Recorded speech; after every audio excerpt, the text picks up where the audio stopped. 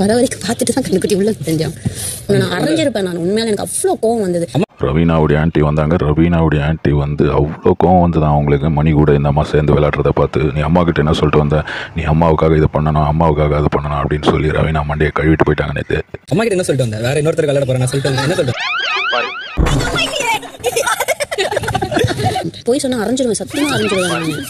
அந்த பொண்ணை வந்து ஒரு 4 தடவை சொல்லியிருப்பாங்க அரைஞ்சிருவோம்னா உன்னை அரையலான்னு தோணுச்சு எனக்கு, உன்னை பார்த்தாலே எனக்கு இரிட்டேஷன் ஆகுது அது இதுனாங்க. என்ன மனுஷங்க இப்போ இந்த மாதிரி இருக்கிறீங்களே, இந்த மாதிரி இது வந்து கண்டென்ட்டா என்னன்னு தெரியல, கண்டென்ட் மாதிரி தான் இருக்குது பார்த்தா. நான் அரைஞ்சிருப்பேன். நான் உண்மையில எனக்கு அவ்வளோ கோவம் வந்தது. உனக்கு 5 ஸ்டார் வந்துட்டு வாங்கினதுல யாரெல்லாம் சந்தோஷப்பட்டிருப்பான்னு நினைக்கிறேன். இவனுக்குலாம் எதுக்கு 5 ஸ்டார்? விக்ரமுடைய சிஸ்டர் வந்து கரெக்டாக போட்டு வச்சாங்க விக்ரம் கிட்ட 5 ஸ்டார் வாங்கினதுக்கு. இவனுக்கெல்லாம் எதுக்கு 5 ஸ்டார் கொடுத்தாங்கன்னு கேட்டப்பா மாயா அப்படின்ட்டு. மாயாவை பற்றி இப்போ அந்த லூசு புரிஞ்சுப்பானான்னு தெரியல. எப்படியோப்பா சூப்பராக இருந்தது இந்த வாரம். ஒன்றும் தெரியாத பாப்பா ரெடி இருக்கா நீ பத்தியா ஒன்றும் தெரியாது நான் எதுவுமே இந்த கேவலமான மாயா சொந்த அம்மாவையே பார்த்து நீ ஏன் வந்தேன்னு கேட்குது. கண்ணா உனக்கு தெரியாதா? எனக்கு 5 வருஷமா கண்ணா சின்ன வயசுலேருந்து பார்த்துட்டு கூட ஹாஸ்டல்ல உனக்கு தான் ஓட் போட்டு வந்தேன். அவ்வளோதான் சரவண விக்ரம கையில் பிடிக்க முடியாதுன்னு சொல்லிட்டு அவருடைய பெரிய ஃபேன்ட்டாங்க மாயாவுடைய அம்மா. உனக்கு தான் இப்போ ஓட்டு போட்டு வந்தேன், உனக்கு தெரியாதா கண்ணா அப்படின்ட்டாங்க. 2வது பொண்ணு 5வது பொண்ணு அக்கா வந்து அக்காலேன்னு கூப்பிட்டு கேள்விப்பட்டிருக்கீங்களா? அது வந்து ரொம்ப கூலா அப்படியே துள்ளி குதிக்கிறாங்க.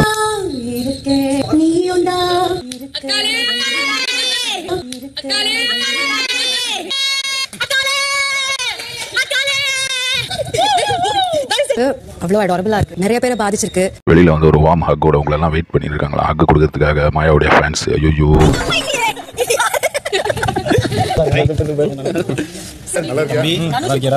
என்ன சொல்லிட்டு வந்தேன், ஃபைனல்ஸ் வரைக்கும் வருவேன்னு சொல்லிட்டு வந்தேன்ல. வா கரெக்டா நான் சொல்லவே இல்லை.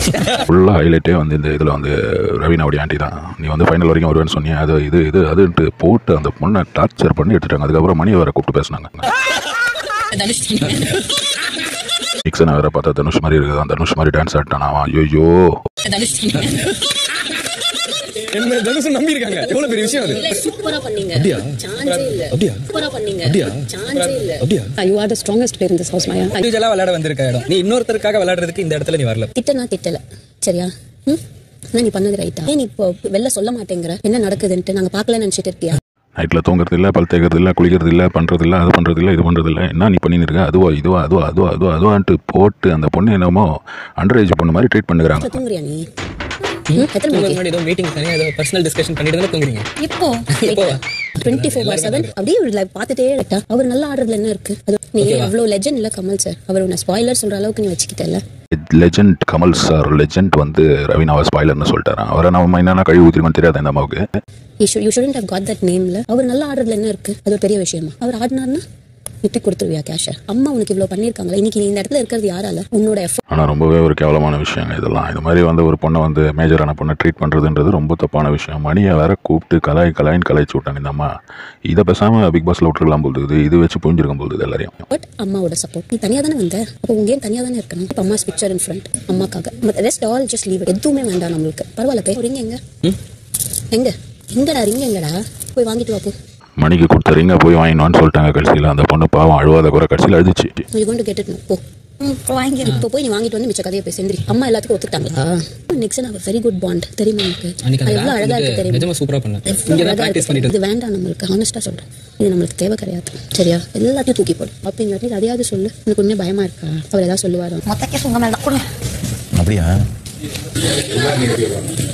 என்னடா இப்படின்ற அந்ததா கோவம் வந்து பக்கத்துல என்ன தூக்கி அடிச்சிருப்பாங்க. அதுதான் அவங்க என்ன சொல்றாங்க, நான் வந்து வார்த்தையா நான் சொல்லலையே அப்படின்னு தப்பிச்சிராப்ல. கூப்பிடு. மணிச்சந்திரா காலிங். ஓ பேசணுமா?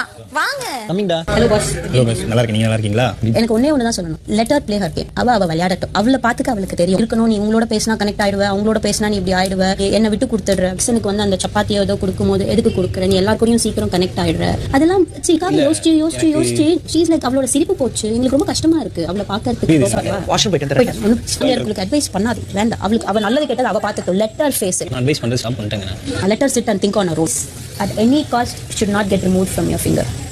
புரியுதா உனக்கு? வெங்கி உங்ககிட்ட ஒன்று ஞாபகப்படுத்த சொன்னான். Red code red. உலக விஷயங்களை பகிர்ந்து கொண்டதாலும் கோட் வேர்ட்ஸை பயன்படுத்தியதாலும் ராகுல் சாய் ஹேமாவதி நீங்க 2 பேரும் இப்போ மெயின் டோர் வழியா வெளியே வரலாம். கடைசியில் பிக் பாஸே தாங்க முடியாம இறங்கி வெளியே போங்கடா அப்படின்ட்டாரு. என்ன பாருங்களேன் இந்த அம்மா பண்ண வேலைங்க. நாட்கள் எந்த சப்போர்ட்டும் இல்லாமல் என்னுடைய ஹவுஸ்மேட்ஸ் இந்த கடும் போட்டியை விளையாடுறாங்க. அவங்களுடைய போட்டி மனப்பான்மைக்கோ அவங்களுடைய மனநிலைக்கோ வெளி உலக விஷயங்கள் வரக்கூடாது என்பது மிக மிக முக்கியமான விதிகள். உலக விஷயங்களை எக்காரணத்தை கொண்டும் பகிர்ந்து கொள்ளாதீர்கள்.